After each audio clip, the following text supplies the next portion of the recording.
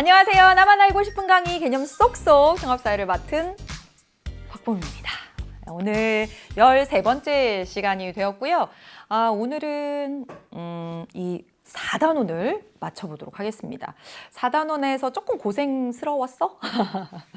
네, 인권과 헌법이 주인공, 인권을 특별히 헌법에 써서 보장하도록 하면 기본권, 헌법의 목적 기본권 보장.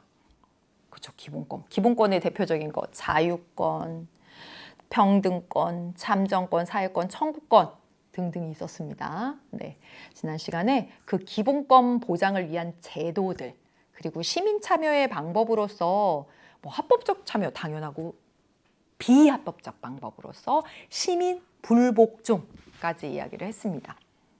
됐어요? 네, 이제 마지막. 그럼에도 불구하고 인권 문제가 나타나더라는 거예요. 그래서 인권 문제의 양상과 해결, 이번 시간 마지막 인권 파트에서 마지막입니다. 이 큰 그림 자꾸 보세요. 큰 그림 자꾸 보고 01은 인권이 주인공, 02는 헌법이 주인공, 03은 그럼에도 불구하고 인권 문제. 자, 인권 문제의 양상은 뭐냐면 모습입니다. 인권 문제가 어떤 모습, 모양으로 나타나고 있어? 이거거든요. 그래서 인권 문제의 양상은 이제 크게 두 가지로 이렇게 볼 수가 있습니다. 두 가지로 어떻게 보냐면 국내에서 나타나는 인권 문제하고 그 다음에 국제사회에서 나타나는 인권 문제 이렇게 볼 수가 있습니다. 크게 먼저 여기서 볼게요. 국내 인권 문제는 또 이렇게 두 가지로 볼 수가 있습니다. 뭐냐면 사회적 소수자 문제하고 문제하고 또 하나는 여러분이 청소년이죠. 그렇죠? 청소년의 인권 문제, 특히 노동권이 침해되는 거, 노동권 문제 이렇게 체계를 놓는 게 너무 중요해. 자, 인권 문제의 모습, 국내와 국내 문제는 사회적 소수자 문제, 청소년의 노동권 문제. 이 사회적 소수자 문제 한 문제, 청소년의 노동권 문제 한 문제 각각 한 문제씩 출제될 수 있습니다. 학교에서 얼마든지. 이 사회적 소수자라고 하는 건 사회문화 파트에서 매우 중요하게 중단어 하나로 다뤄지는 하나에서 아주 중요한 주제로 다뤄지는 부분이거든요. 그리고 청소년의 노동권은 정치와 법 파트에서 여기도 조금 외우고 그래야 될 부분들이 있긴 한데 여러분과 직접적인 관계가 있는 거잖아. 그러니까 이 부분은 아주 중요한 부분입니다. 그래서 이 부분이 있고요. 국제적인 인권 문제는 뭐가 있을까요? 인종차별 문제도 있을 수 있죠. 그렇죠? 인종차별 문제, 아동 노동 문제, 빈부 문제, 빈부격차 문제, 그런 문제들이 있습니다.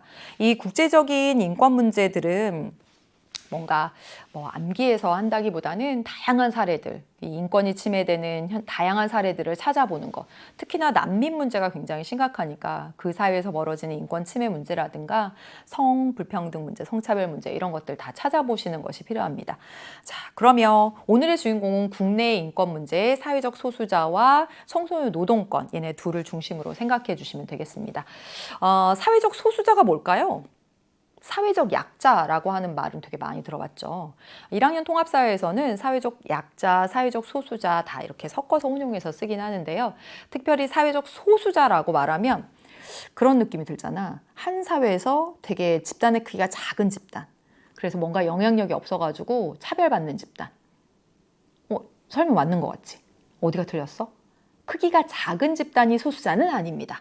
일반적으로 작은 집단이 사회적 소수자로서 차별받는 경우도 있지만 작은 집단이 아니라 크기가 작은 집단이 아닙니다. 자, 여기 사회적 소수자의 정의가 있어요. 신체적, 문화적 특징 때문에 다른 구성원으로부터 차별을 받고 스스로도 나 사회적 소수자 집단에 속해 있다는 의식 갖고 차별을 받고 있다는 의식을 가진 집단을 사회적 소수자 집단이라고 말합니다. 자, 여기 하나하나 살펴볼 것이 있는데 신체적 특징, 예를 들어서 뭘까요? 예를 들어서 우리나라에 이주 노동자로 오신 분들 딱 모습 보면 알죠. 그렇죠? 뭔가 인종이나 민족 이런 거 또는 장애 여부 이런 것들. 또 문화적 특징은 뭘까요? 특정 종교를 믿어. 그래서 우리 사회에서 막 히잡을 쓰고 다니시는 거예요. 그 사회가 아마 아닐 텐데 막 되게 생소할 거 아니야. 막 부르카 전체 막 다 이렇게 쓰고 있어 봐. 뭐지? 막 이렇게 그쵸. 그래서 신체적 어떤 문화적 특징 때문에 다른 사회 구성원들에 의해서 차별을 받고 본인도 알아. 내가 장애를 갖고 있기 때문에, 내가 이주 노동자이기 때문에 그 집단에 속해 있기 때문에 차별을 받는구나 라고 하는 걸 인식하고 있습니다. 그래서 우리 사회에서 대표적인 예는 이주 노동자나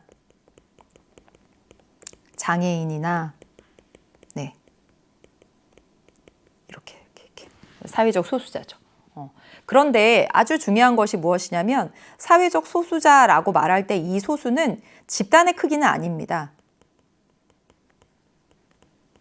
크기가 아니에요. 뭐냐면 뭐가 작은 거? 권력이 작은 겁니다. 권력의 열세. 이게 굉장히 중요한 개념입니다.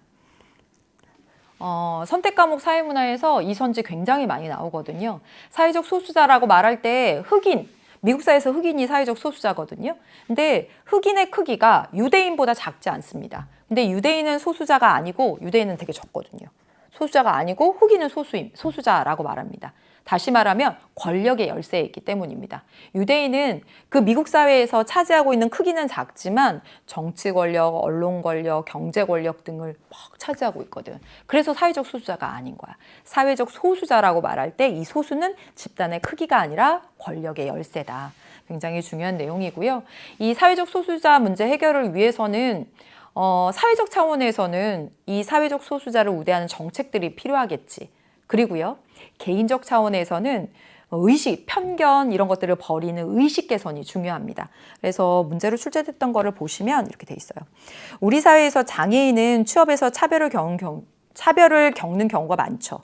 이러한 차별을 개선하기 위해서는 정부는 장애인 의무 고용률 를 중앙정부와 지방자치단체 등에서 3.4%, 일정 규모 이상의 일반 사업장에서 3.1%로 정하고 이를 시행하지 않으면 부담금을 부과하고 있습니다. 지속적인 정부의 정책으로 인해서 장애인의 고용 여건이 점차 개선되고 있다라고 되어 있고요. 이런 게 바로 제도적 차원의 해결책이라고 보시면 되고요. 이와 맞물려서 개인적 차원의 편견 이런 것들을 버리는 의식적 차원의 개선도 필요한 것이죠. 그렇죠? 자, 이게 사회적 소수자와 관련된 것이고, 두 번째는 청소년의 노동권 침해 문제입니다. 우리나라에서는요, 만 몇 살 이런 것도 알아두셔야 되죠. 15세 이상이면 일을 할 수가 있어요. 그래서 만 15세 이상을 노동 가능 인구다 이렇게 얘기합니다. 경제 과목 할 때 실업률 계산할 때 그래서 노동 가능 인구에서 15세 이상 이렇게 이제 나오게 됩니다. 그래서 15세 이상은 일할 수 있어요. 그래서 여러분도 부모님의 동의를 받아서 근로계약서를 작성하고 근로계약서 작성할 때 부모님 동의 받아서 해야 된다라고 하는 것도 중요한 겁니다. 여러분이 일반 성인과 달리 나이가 어리지만 그래도 아주 중요한 거 최저임금의 적용을 받습니다. 최저임금의 적용을 받는다. 이거 아주 중요한 내용입니다. 근데 이렇지 못한 사례들이 많아서 이런 것들을 배우는 거예요. 최저임금도 못 받는 사례들도 굉장히 많은 거야. 청소년 입장에서는 이 일자리를 계속 하는 것이 필요하기 때문에 뭐 어디에 쓰건 간에 그 돈과 목적이 있고 언제까지 모아야 되고 막 이런 것들이 절박하기 때문에 최저임금을 받지 못하는 경우도 있는 거야. 이건 청소년의 노동권 침해죠. 나이가 어리다고 해서 최저임금에 적용을 받지 않으면 안 돼. 요구할 수 있어요. 당당히. 그래서 여러분 찾아보셔야 됩니다. 매년 최저임금이 정해져요. 그래서 올해 최저임금 얼마인지 이 정도는 알고 있어야 되는 거예요. 네, 그래서 2023년의 최저임금은 9,620원. 네. 그래서 내년엔 또 달라집니다. 그래서 그건 거 찾아보시고 여러분의 권리를 찾으셔야 됩니다. 그리고요, 하루 몇 시간? 7시간이고요. 그리고 그러면 일주일에? 그렇지, 5일이니까, 5일 근무니까 일주일에 35시간을 초과하면 안 됩니다. 물론 동의하에 휴일이나 초과 근무하게 되고요. 할 수 있고요. 그러면 50% 가산해서 받아야 됩니다. 이거 아주 중요한 거 있어. 아래에 아래에는 안 났다. 여기 아래에는 안 나와 있다. 사례. 뭐냐면 임금을 청구할 때요. 근로계약 체결할 때 요거 외우셔야 되고 다음 요거 보고 얘기 드릴게요. 2022 9월에 나왔던 자료인데요. 교사가 자신의 근로 경험에 대해서 이야기해 봅시다 라고 얘기했어요. 그래서 저는 편의점 사장님 A와 시간당 9,000원으로 근로계약 체결했습니다. 갑이 그러는 거야. 16살이니까 얘 일할 수 있지. 근데 여기 이렇게 보면 여기 아래 있다. 시간당 임금 9,160원이었어. 2022년에. 근데 9천 원으로 했어. 그럼 얘 노동권 침해 당한 거죠. 그쵸? 바로 그런 부분 찾으시면 됩니다. 그다음에 을은 이래요. 저는 시간당 10,000원에 얘는 임금은 괜찮네. 그쵸? 최저임금 이상을 받았으니까. 근로시간 10시부터 17시까지 몇 시간이에요? 11시, 12시, 1시, 2시, 3시, 4시, 5시, 7시간이네. 그쵸? 거기에 휴게 시간 했으니까 6시간 근무했어요. 그러니까 이상 없는 거지. 그치? 그 다음에 저는 친권자인 부모님의 동의를 받고 근로계약 체결합니다. 맞아요. 그래서 근로계약 체결할 때는 부모님의 동의를 받아.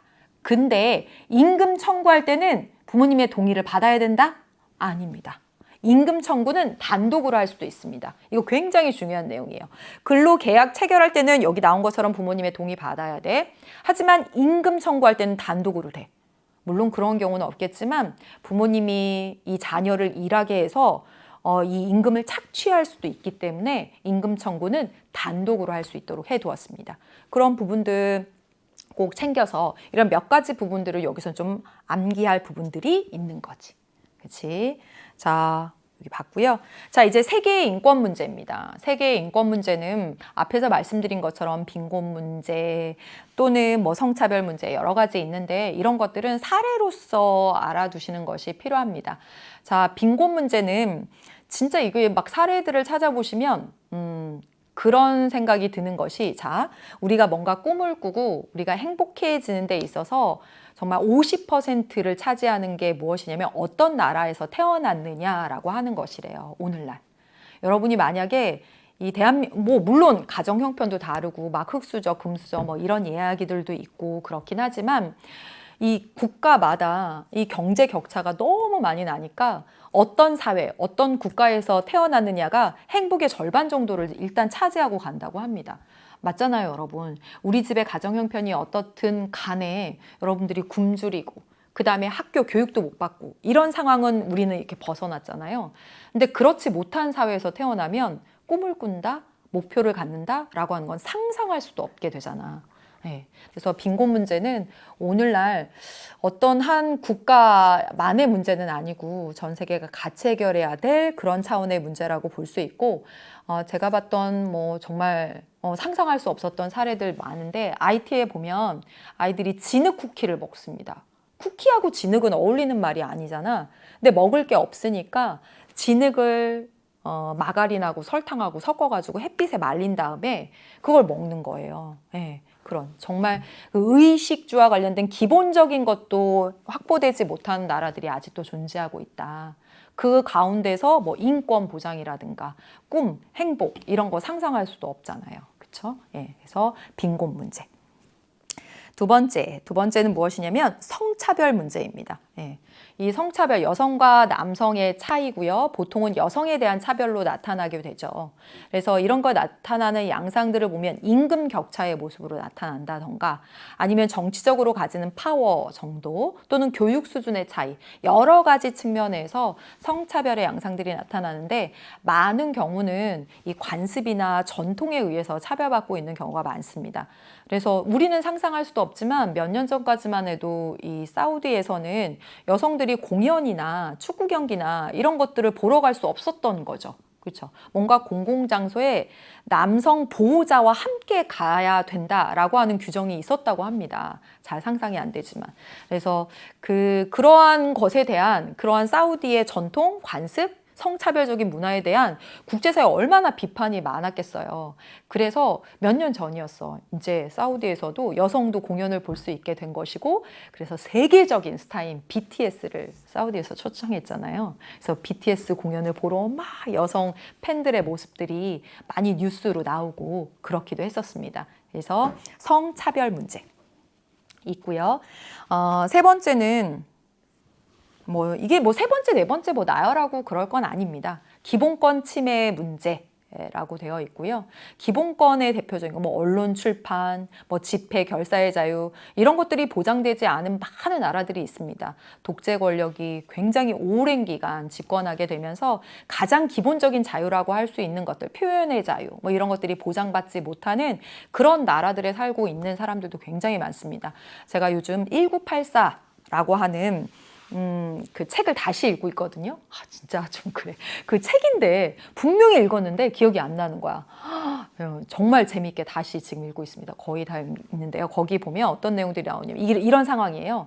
언론, 출판, 사상, 표현의 자유가 하나도 보장되지 않은 상황, 감시 이런 것들이 일반화된 상황에 나타나 있는데 거기에 끝에 보면 누가 이제 잡혀갔어요. 왜 잡혀갔냐면 잠꼬대하는 과정에서 그 빅브라더 독재자를 이렇게 비판한 거야. 그래서 잡혀가는 그런 상황까지 나오게 됩니다. 이제 뭐 소설이니까 그런 극단적인 경우를 그리기도 했지만 그런 아주 가장 기본적인 것들이 뭐 정치 권력이나 등등에 의해서 침해받고 있는 상황. 그리고 인종차별의 문제나 아동 노동의 문제입니다. 네. 인종차별의 문제는 바로 얼마 전에 뉴스로 굉장히 많이 나왔었어요. 여러분 보여드릴까요? 코로나19가 확산되는 과정에서 외국의 한 신문사가 황색 경보라고 하는 인종차별적 제목과 함께 마스크를 쓴 특정 인종의 사진을 일면에 싣는 일이 발생을 했습니다. 이제 중국에서부터 이게 아시아에서부터 시작된 거잖아요. 코로나가 그래서 퍼져나가니까.